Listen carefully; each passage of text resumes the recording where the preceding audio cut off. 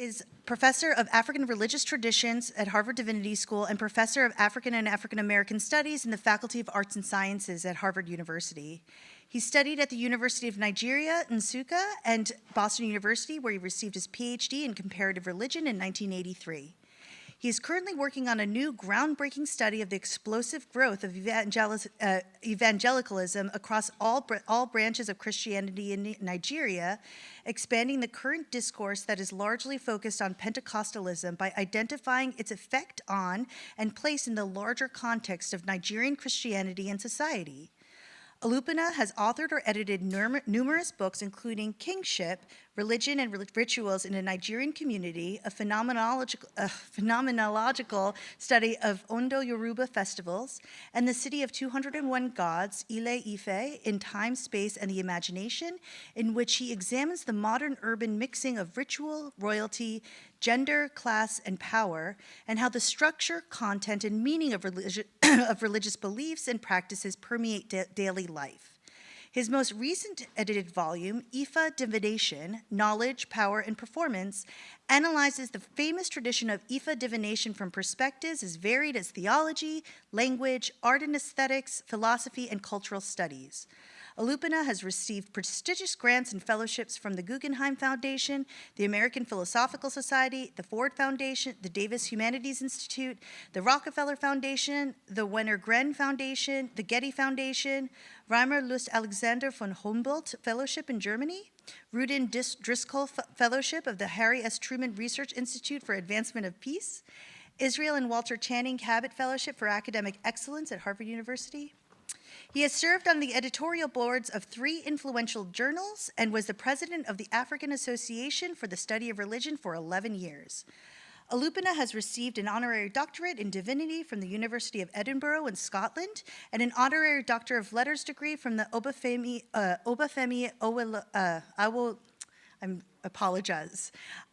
Awolowo University of Ile Ife and the University of Abuja, Nigeria. In 2008, he was awarded the highest distinction the Nigerian government bestows on its citizens, the Nigerian National Order of Merit, and he was inducted into the Nigerian Academy of Letters in 2015. Please join me in welcoming Professor Olupona.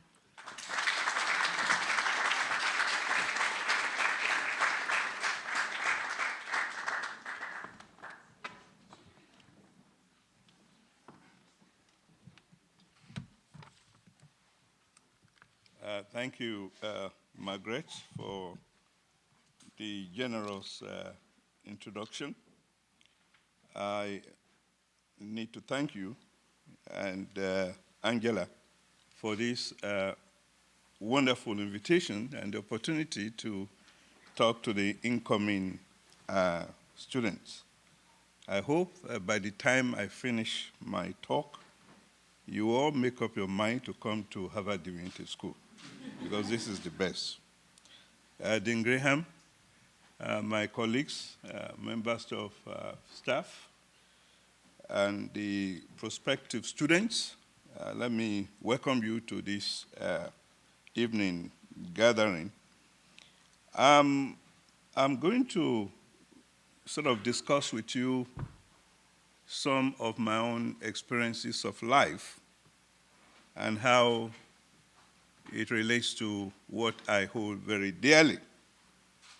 So the title of my talk tonight is A Good and Godly Heritage, Religion in a Troubled Time. I want to look at the study of religion in the context of what we're experiencing in the world today. So what does it mean to study religion today? How do we study it? And where do we study it? What is its importance? What should it mean to us who commit ourselves to this task?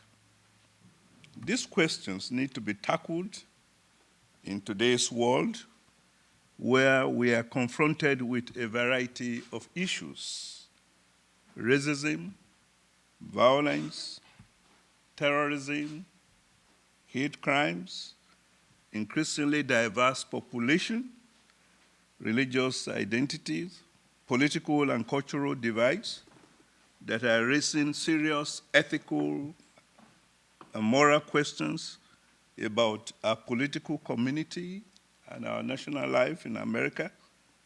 Perhaps we are tempted to say, as many others are saying to us today, that these happenings in our history, in our country today, do not look like us.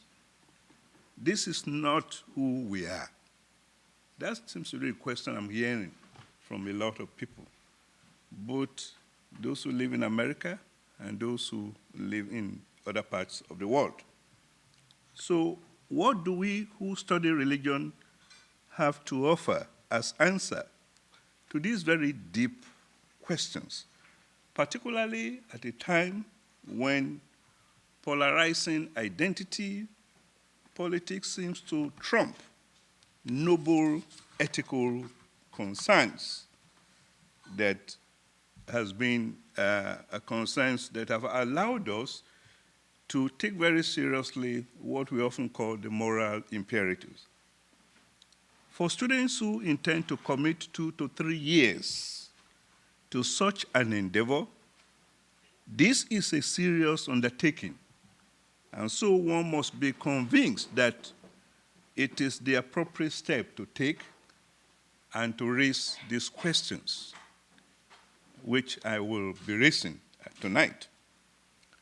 I have found the autobiographical approach to be very useful for self-reflection, as the stories of my own life and interpretations of its events are as important as any other theory that I invoke in class to teach my students. I encountered this fusion of life and work last year when my students asked me to go watch Black Panther with them at the theater. It is a movie I'm still thinking about. Not only did it point out the complexities of our world today, but also point to the very difficult and fascinating relationship between Africans and African Americans, both of whom are said to be deeply religious. The film brought back to mind some of the deeply rooted African spiritual and cultural practices and traditions which are the building blocks of African identity and life. Such issues as sacred kinship, ancestral veneration, age grade, and gerontological ethos. It is said that art imitates life. The films we watch are a portrayal of what the world we live in looks like. And I think that's one of the things that got us glued to this film called Black Panther. Why would you want to come here and devote 2-3 years of your life to the study of religion? And I'm sure you are wrestling with these questions at this time. I must confess that there are very few divinity schools like this one. And I'm not saying that because I want to curry favor. My colleagues know that I'm a straight talker. And whatever I say, they know I mean it. In a place where one is not only exposed to the theory and method of religious identity and theological preparation, but it's also where we're also exposed to the practice of religious faith traditions in global context. Quite a number of your professors here are men and women of faith too, though they are not required to be. Even agnostics and atheists have a space in the Divinity School. One does not have to be religious to study religion. And indeed, it is the case that your professors come from different backgrounds and different spiritual contexts. But one's culture is also central to one's scholarship and practice of religious traditions. For example, for Africans who study religion, religion is still very central to our life. So it is unthinkable to have an African professor of African religion who is not involved in a form of lived religious tradition. In my own case, this is Anglican Christianity. My African colleague, Usman Khan, is involved in the practice of Islam here on campus and teaches various courses on Islam and Islamic traditions in Africa. Exposure to the moral and value systems that one is engaged with, be it from the Buddhist, the Hindu tradition, and so on, not only gives one the opportunity to see the world through various lenses, but also from different dimensions and perspectives. As the African sage writer Chinua Achebe once said of Africa, in an interview with the Paris Review, when asked to explain the meaning of his Igbo Nigerian narratives in his highly celebrated book, Things Fall Apart, he said, and I'll quote him, "Things Fall Apart is the same story. The story of Africa in the modern world, the story of Africa in our time. What I'm doing is trying to see it from different angles, like in the proverb about the masquerade. Africa is the masquerade, and you don't stand in one place to see it. You move around the arena and look at it from different perspectives. In a similar manner, the study of religion is like a dancing ancestral masquerade that is viewed by the audience, watching the performance from different locations, angles, and viewpoints. Thus, the study of religion enables us to take the life questions of identity, diversity, inclusivity seriously. And the challenge, of course, that we are confronted with are all discussed in the classroom, not because we want to find solutions to them, because it's at times not possible to find solutions, but to enable us to debate them and to have a clear understanding of what these traditions are all about. As you will see, when you come to Harvard Divinity School, religion is constantly reinventing itself to respond to those matters. Pluralism exposes us to very rich traditions and cultures with the diverse moral, ethical, and epistemological question of our students. As a teacher, I always look forward to going to classroom every week, not only because of the kinds of knowledge I will be sharing with the students, but also because of the knowledge I will encounter in the classroom. In fact, I'm noted for one bad habit, that as I come to class and begin to, kind of teach and maybe glance at my lecture, I just take off. Quite often, I don't go back to those notes again. It shows how inspiring, the encounter is with students. But students do not know that I learned a lot from them. It's not just me imparting knowledge on them. Another important practice and tradition you will observe here is that we build a community around what we profess and do. The community called HDS is structured around various groups: academic and intellectual programs, social and cultural interest groups, administrative, ministerial, and faith-based groups, all coalesce to promote a common mission and a common vision. You will have the chance and the liberty to pick and choose which of the subgroups for your intellectual, social, and religious interests. At the end of the day, it will be impossible for you to say, oh, I don't belong to a particular group. There's so many of them. And I'm sure you already been introduced to them. The African notion of Ubuntu meaning humanity, explains this very well. It is a Bantu concept that points to the power and might of the collective, that people are into meaningful action. I am because we are. Even in the face of tragedy, as in a mourning period, such as the events in Kentucky, Charlotte, Charleston, and Pittsburgh, among many others, we gather in unity to mourn together and to reemphasize our shared humanity. We equally celebrate our accomplishments, such as the graduation ceremonies every May, when we come together to rejoice with our new graduates and the new alumni, whose ranks I hope you will one day be joining. This also enables us to deal with difficult questions and issues of our time, and one of the most important of which is the question of racism. Most of you must be familiar with the slogan, Life Matters, that in the last 5 years has become a clarion call for racial justice, and the Me Too movement, which since October 2017 has become a banner representing the widespread prevalence of sexual assault and harassment, especially but not limited to the workplace.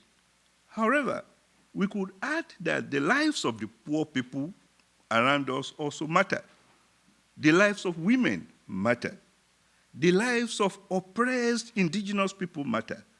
The lives of our students matter. The lives of all Americans matter. Important aspects of religious and theological education here at Harvard, as a result, must continuously address issues of gender, race, identity, sexuality, and so on. And we hope that you will come to join us to pursue these aims and objectives. The role of religion is to be like a social thermometer that measures the temperature of justice and social conflict. What movements like this show us is that we should always be aware of those whose voices are not heard in the crowd. Religious students and scholars must be sensitive to the other who is outside the mainstream of the normative culture and society. We must also recognize that at times, the other may come from unexpected quarters, as some of us have discovered. In moments of doubt and grief, society turns to those who study religion to proffer answers to the unanswerable questions. And therefore, it is our imperative to ensure that we are always working on finding answers, even when we ourselves do not know where answers will arise from. Based on my experience of the interaction between religion and society in Africa, I'm convinced that religion can play a positive role in upholding and promoting the values that can help a society prosper. Religious institutions can play a key role in organizing the civil society, as has been the case in many African nations. In the post-communist eras in the 1990s, as the world witnessed a reordering of the political and social order, the African church, as a part of civil society, increasingly played a major role in Africa's democratization process and the continent's reemergence from decades of military dictatorship. Three possible scenarios emerged vis-a-vis the central role of the church in our contemporary society. First, in South Africa, the church, through its leadership, played a key role in ameliorating the burden of pain, suffering, and humiliation, the inhumanity of humans that caused. The Truth and Reconciliation Commission, spearheaded by Archbishop Desmond Tutu, emerged as the central voice of moral reasoning in the post-apartheid era, and indeed became the conscience of the state in reconciling with the victims of violence and oppression. The TRC became a model for similar exercises in other parts of Africa, such as in Rwanda, Liberia, Sierra Leone, and Nigeria. Second, the church, especially the Catholic Church, spearheaded the National Constitution Drafting Commission that enabled particular democracy and reconciliation projects to be established among diverse ethnic, religious, and class divisions in places such as Benin, Angola, and Mozambique. Thirdly, the church, through the liberating force, mobilized both internal and external forces for political and social reform in countries such as Malawi, Kenya, and Cameroon. We should be constantly asking how the traditions that we are studying relate to the existential questions of our life, such as the issues of environment, health, governance, economics, and so on. Each of the religious traditions studied here have responded to these questions, and students are also enjoyed to delve into the deep ways in which they offer a great deal of wisdom to help us tackle life's most pressing problems. That is why during your potential tenure here, you will be encouraged to cross-register for classes in other Harvard schools and other universities.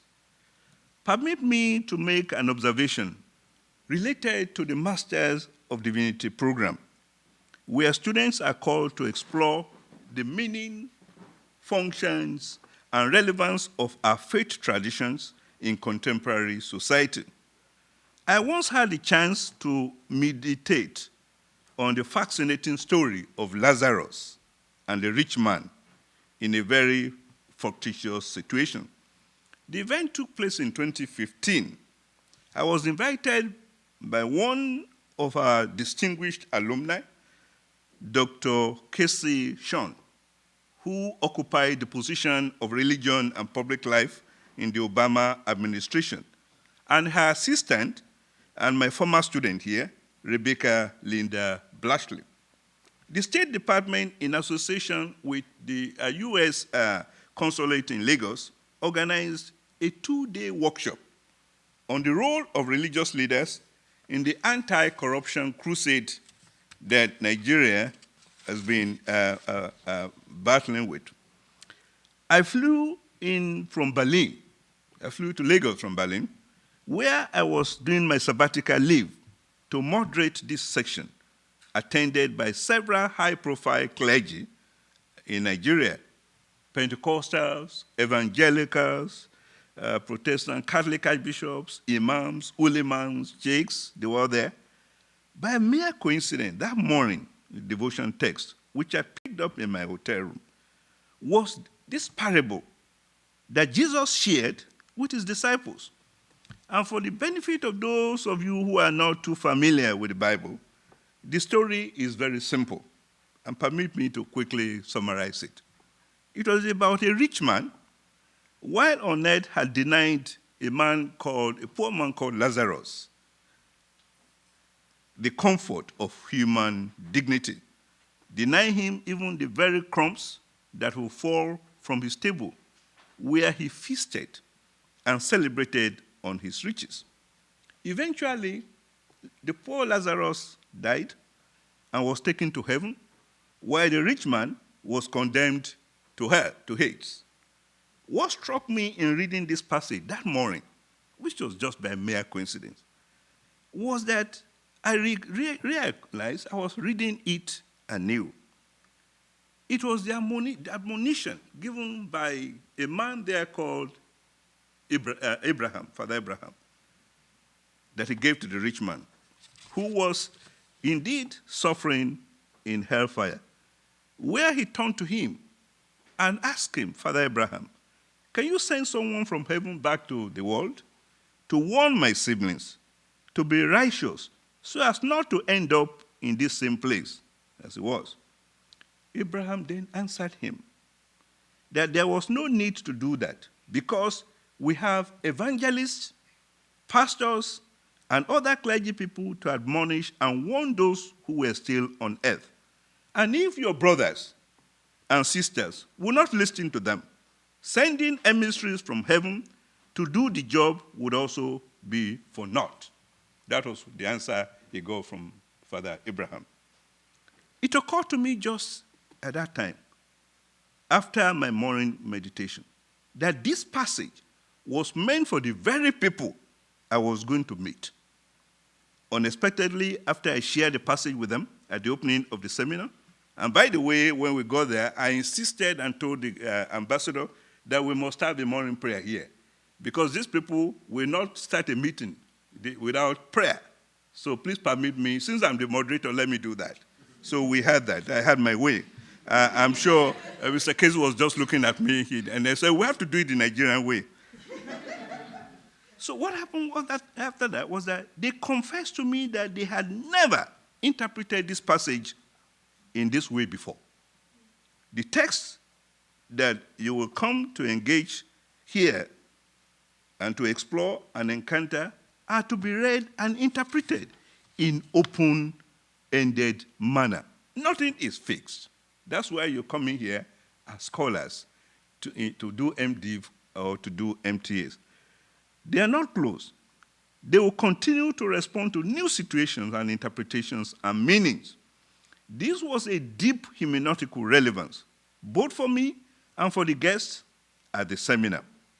What the passage does is it places a burden on ministers of the world, because if they fail to do their work and act as moral agents of change, they are just as guilty as the rich man. So part of our calling as scholars is also to take this seriously, to act as moral agents in a troubled world like ours. Just last month, HDS and the School of Public Health hosted an event with the Anglican bishops from Africa who have been involved in the eradication of malaria because of the importance of faith-based initiatives to make the world a better place for all of us. There's also a good problem here that we all need to be aware of. There is an abundance of resources available to you at Harvard University, so that if one is not careful to navigate and investigate them sufficiently, they may be disappointed to find that they have lost out on plenty of opportunities because they're just coming. The resources are just unbelievable. The programs are, I can assure you right now, there are close to 20 other similar programs taking place on this campus at this time. So that's the environment you're going to find yourself. There will always be people on this campus to guide you and help you find your way around the tools you need to fulfill your mission here. And one of the things we're going to discover with our capable staff is that they have a lot to share with you if you have the time to also engage them. Finally, if you have not made up your mind about why you need to come here to make the study of religion your major subject, another episode and part of my own life history should convince you. My late father, an Anglican priest, sent me and my first cousin, his brother's son, to college the same year. In fact, we left home the same month.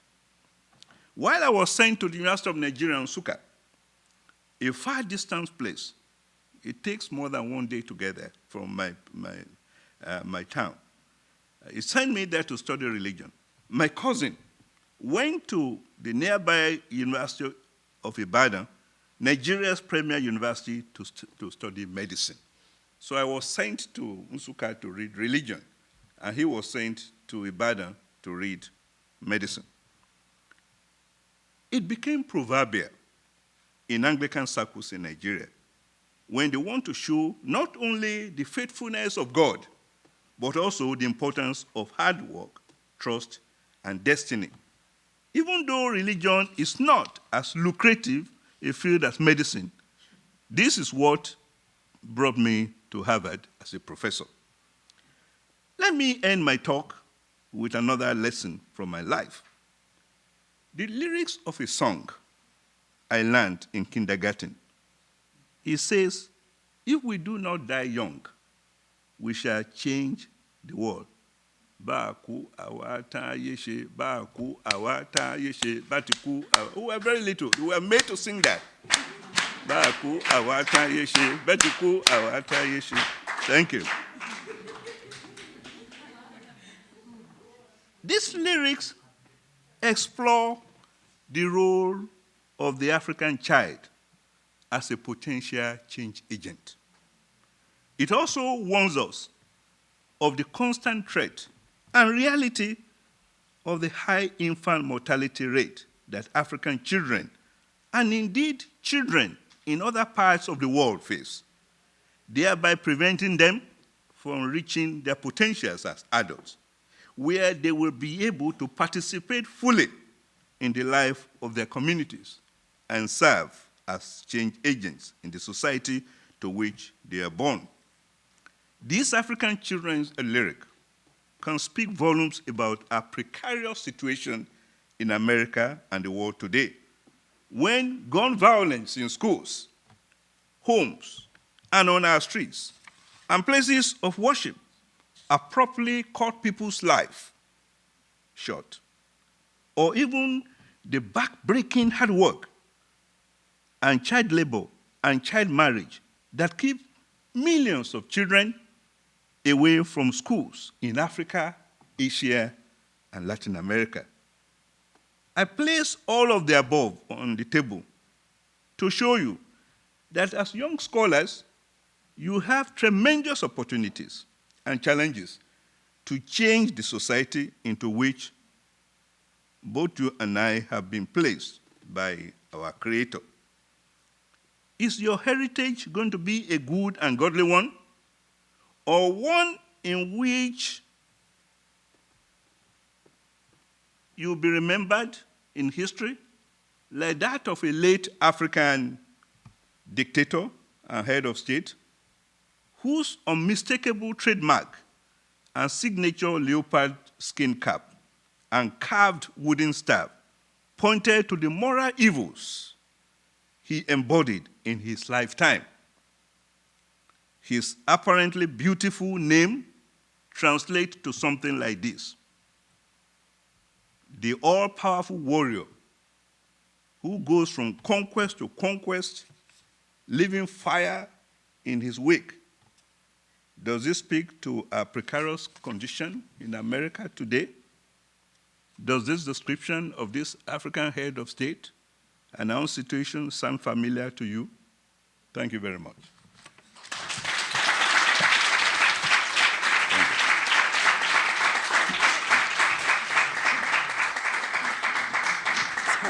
Thank you so much. Thank you. We have time for just a few okay. questions. All right. If anybody, I know you got That's so fine. excited.